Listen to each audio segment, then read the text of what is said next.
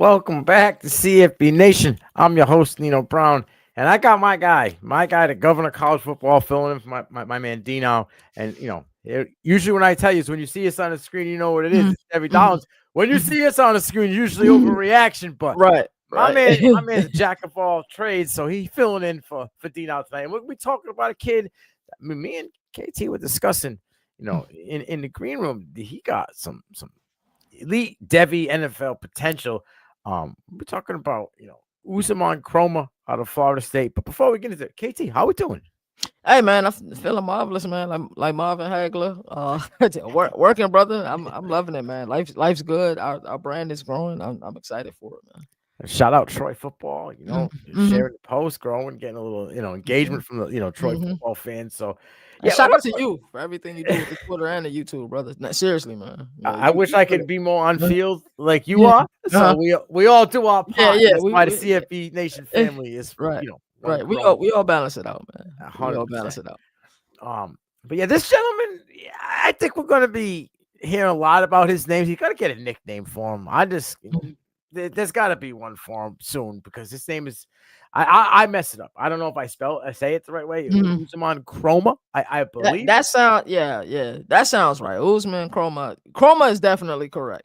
Yeah, I you don't know never. how you say the first name, but it looks Yeah, like Uzma. all I Yeah, know is he yeah, looked like a football player. yeah. He plays like a football player. 6 foot Mhm. 205. I think he's 215 right now. For his freshman year. Yeah, you know they're gonna do that the minute they Yeah. get to campus. Oh yeah, you need to eat some food here. There you go. What we were talking about too is I Mhm, can only imagine when he hits junior, mhm. senior year, or if he makes it to senior year, but junior year, like he's gonna be 225 He probably, is 100%. and gonna Mhm.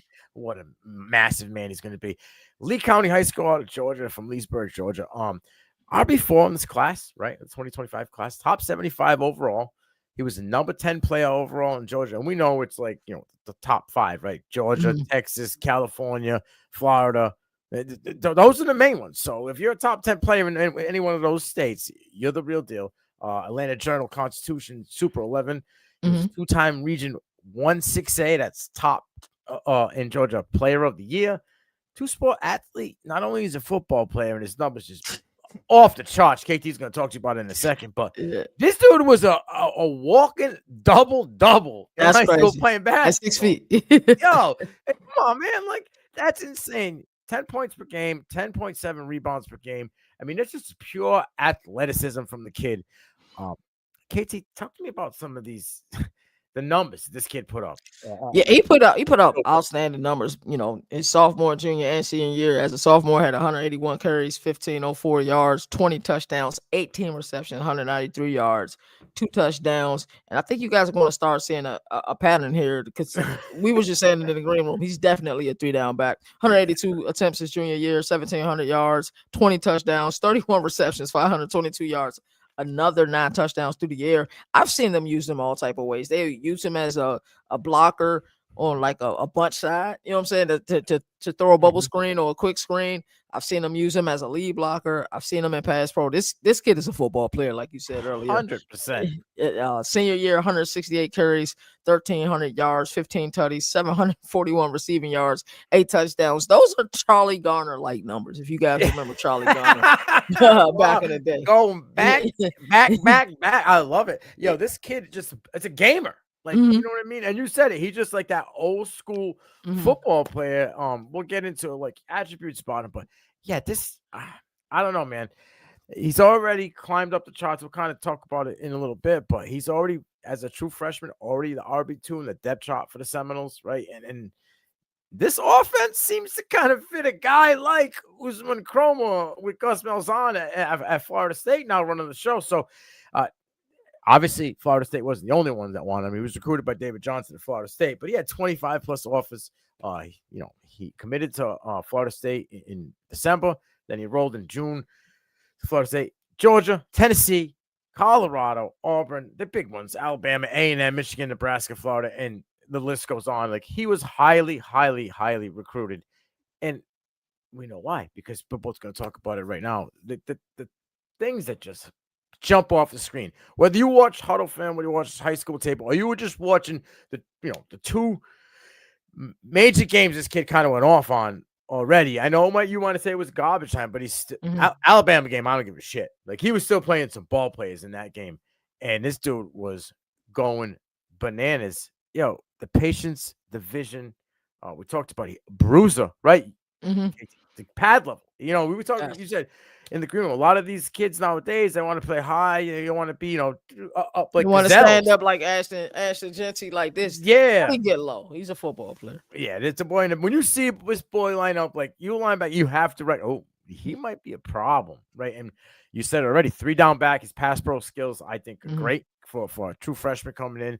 But he's gonna wear you down over a game. Like you don't want to see this kid getting 25, 28 attempts a game because those defenses in the ACC, you're going to be hurting coming to fourth quarter if this kid's got, as a true freshman, barreling down at you. So he's going to, rip off chunks of yards, downhill runner, got good burst when he hits the hole, can run inside. I don't know if he has that elite speed to win on the outside, Right, on a shiftier, speedier edge. You know what I mean? But you got some of these guys, aren't as fast as the others, and I think there are some that he can't beat to the end. So I will say he may not have elite speed, but he can beat some guys to the end. He got grown man strength. I mean, I put it in a highlight video, but I've seen it multiple times. You see it in the Alabama game as well. Like this dude got a stiff arm. I know it's big shoes, but kind of like King Henry. This dude can just throw guys to the ground. Dalvin Cook had an absolute great stiff arm for Florida State as well. Kind of probably something a little bit later. But he has, and I mentioned before, kind of like that DeMarco Murray jump cut ability. And everything I see from this kid in these 2 games and a little bit in the high school film, just checking boxes. KT, what are your thoughts here? What are some of the things you saw? I saw quite a lot, like watching his film. Like I said, it's the nastiness. He has like an offensive lineman nastiness when he's lead blocking. Like it's been a touchdown. He's still trying to push the person he's blocking all the way out of bounds. But I agree with you. That jump cut ability that he has is elite, and just his willingness to do everything. I think when you look at his film and the fact that he puts everything inside of his film, at least for, at the high school level, he's impressive. And I love a lot of the comps that you have for him. I actually got one that I would like to add to that list, but this kid's impressive. And one of my original thoughts was, you said he didn't get there to June. A lot of times you see these kids early enroll so they can be a part of the winter workouts and then the spring camp, then the summer workouts and the fall camp. Of course, imagine if he had got there sooner. He might be RB1 if he had got there sooner.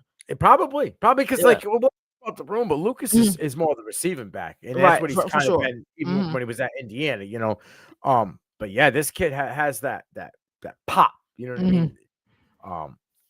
Already explained a little bit this year, like 12 times 68 yards. He's got 2 targets, 2 receptions, 58 yards. We saw that long touchdown. I believe that was against East Texas A&M. Yeah, that's what they played. Yeah, Circuit City University. Well, but we saw the receiving capability. He had that. I mean, you want to combine probably 1,000 yards receiving over 3 years of high school. So the kid has hands. I mean, you can't deny that. And I think, between that, the pass pro, the inside and possibly outside run game, it's bound to just kind of take over this room. Which KT talked to us a little about this room, and kind of like I say 3 guys, but it's really 2 guys. Yeah, I agree with you. We got Samuel Singleton. You got 29 carries, 149 yards. Average 5.1 yards per carry. That's his 2 previous seasons. It's interesting, man. I think this year is 4 attempts, 82 yards, and a touchdown. Gavin Sawchuk, we saw him, had high expectations for him during his tenure in Norman. 900 plus yards, 10 touchdowns over the last 2 seasons at Oklahoma. This season, 14 carries, 63 yards, and 3 touchdowns. And then, of course, we got Jalen Lucas, who you just talked about. 13 yards last season over 2 games, 3 catches, 39 yards, and he got 10 carries this year for 45 yards in 2025. So you want to talk to them about some of your player comps, man? Yeah, my only concern, though, before we get to player comps, is Thomas Castellanos, right? Because he's going to eat into, Oh, yeah, of course. He's going to be up. It wouldn't surprise me if he was lead like second in the team in rushing this upcoming. That's just the type of player Thomas Castellanos is.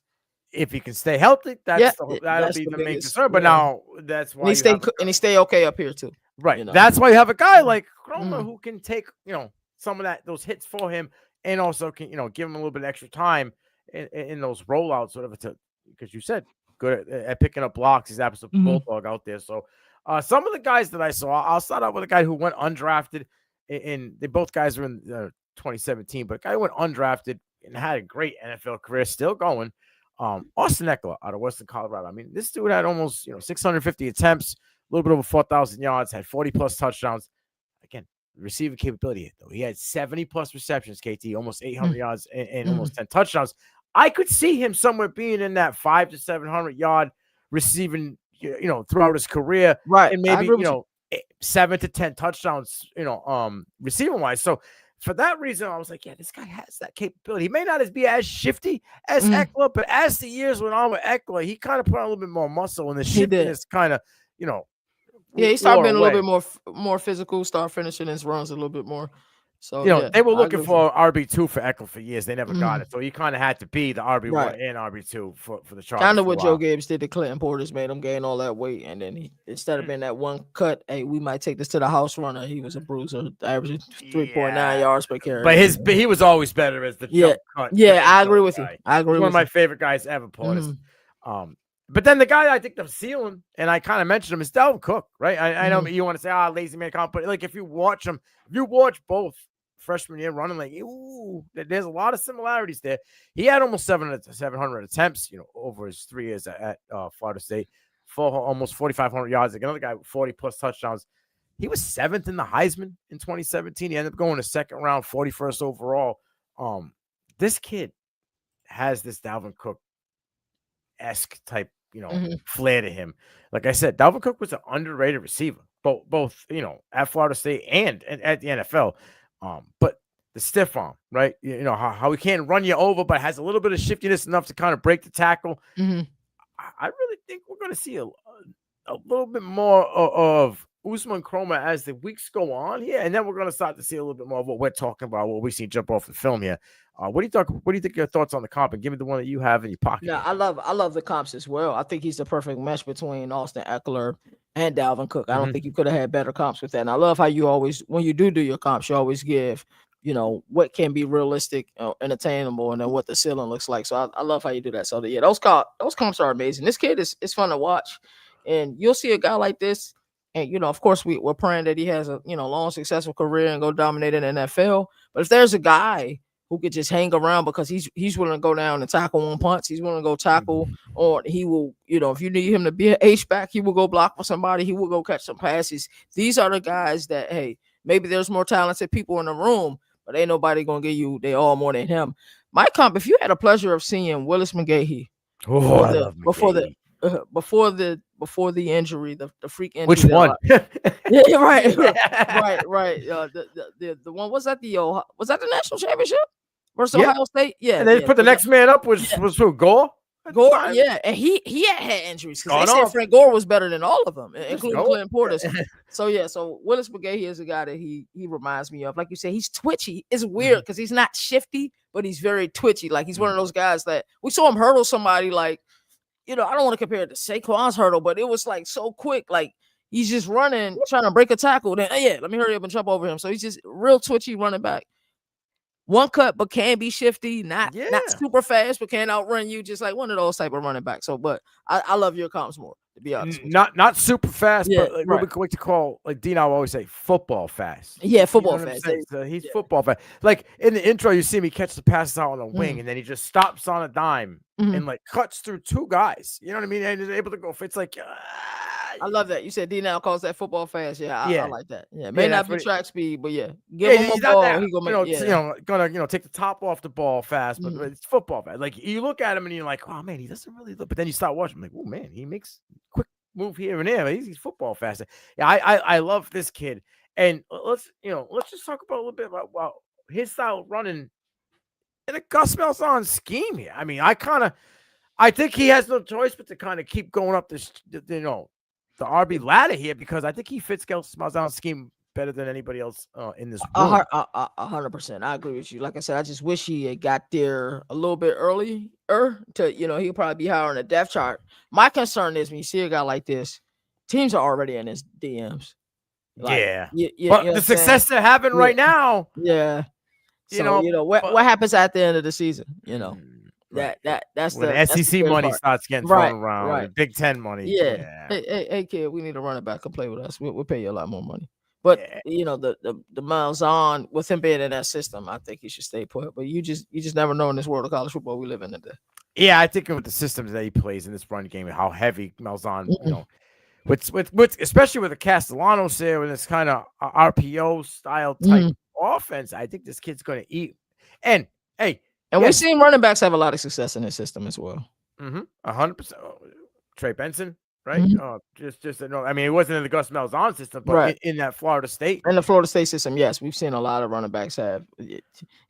It's crazy because that's who I thought of. Seeing the three, that's instantly who I thought of when I Trey seen was Trey Benson. Yeah. I think Trey Benson a little bit different style, like similar. No, not as far as his style, but seeing him in the the jersey number three. 3, Yeah. I think we're gonna be talking a little bit about Ousmane Kromah, and our goal is to find a nickname for this young man because I think we're gonna be talking about him a little bit more than everybody else is recently. I'm Nino Brown. That's my man, the governor of college football, KT. This is Devy on the CFB Nation, and we out.